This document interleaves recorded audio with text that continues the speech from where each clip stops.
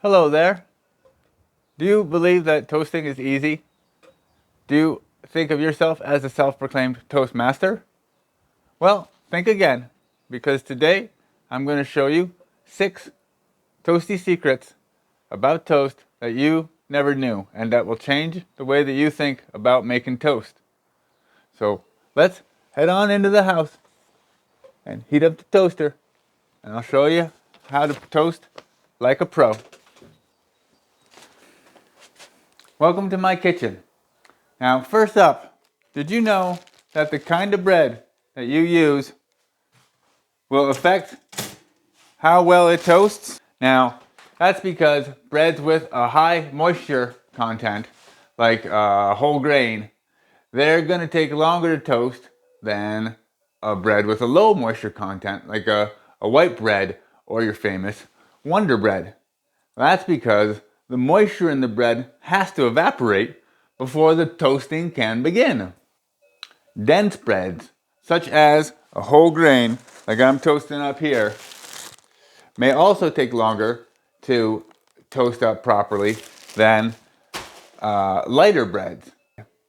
So basically, if you're going to be fooling around with these fancy artisanal breads or a homemade sourdough, you better be ready to wait a little bit longer to get that perfect golden brown toastiness.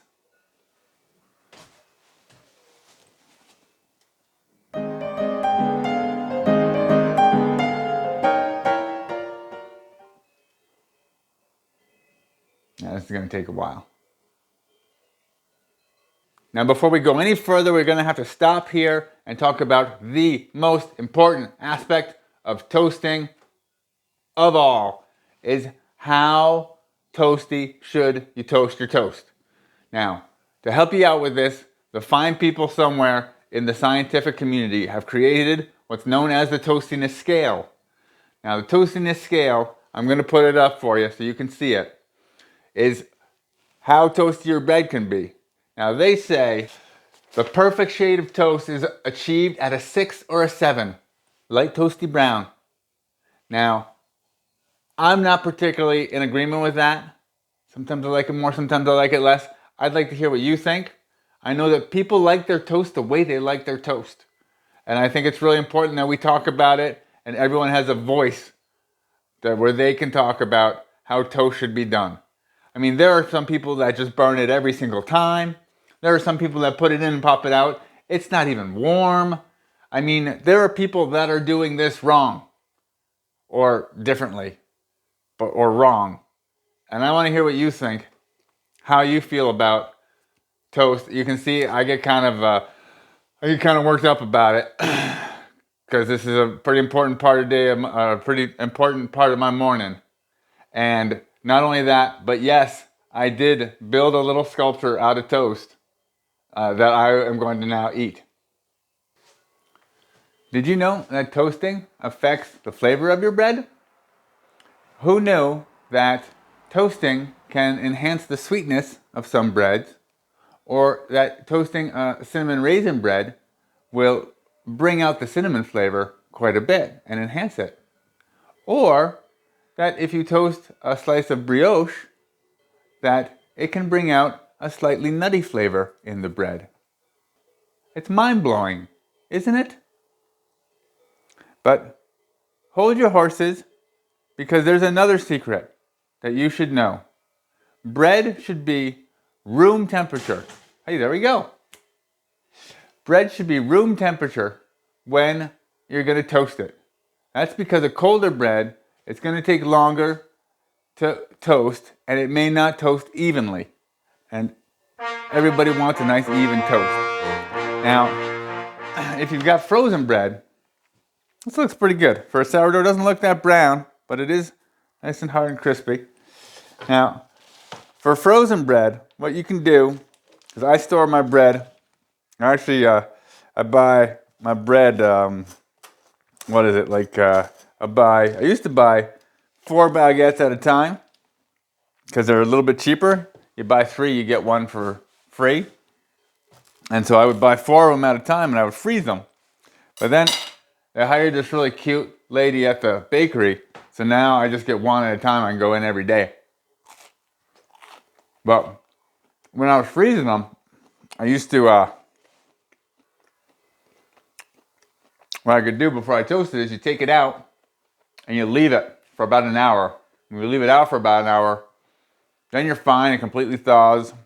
It's room temperature. You can slice it open, toast away. Or alternatively, some of these toasters, I know mine does, it's got a special button for freezer, which is supposed to let you toast bread right out of the freezer. I tried it the other day. It kind of works. So there you go. Now that this is all slathered up with butter, let's talk about the big question about toast. Is toasted bread less healthy than non-toasted bread? The answer, the research is in, the science has spoken. It is a resounding meh. Basically, toasting your bread might have a few less vitamins and minerals, but it's really on the margins. It's not that big a deal. And there are some breads like a whole grain where the toasting may break down certain nutrients and actually make it easier for the body to absorb. And so I guess that basically means it's more nutritious. So I guess I can put like twice as much butter on it.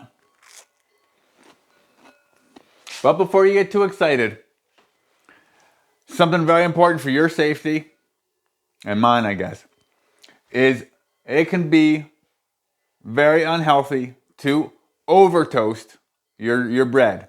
So don't blacken it, don't char it. You've probably all had the experience where it comes out all black and you're sitting there scraping it into the sink with a knife to get that black part off. That's good, do that.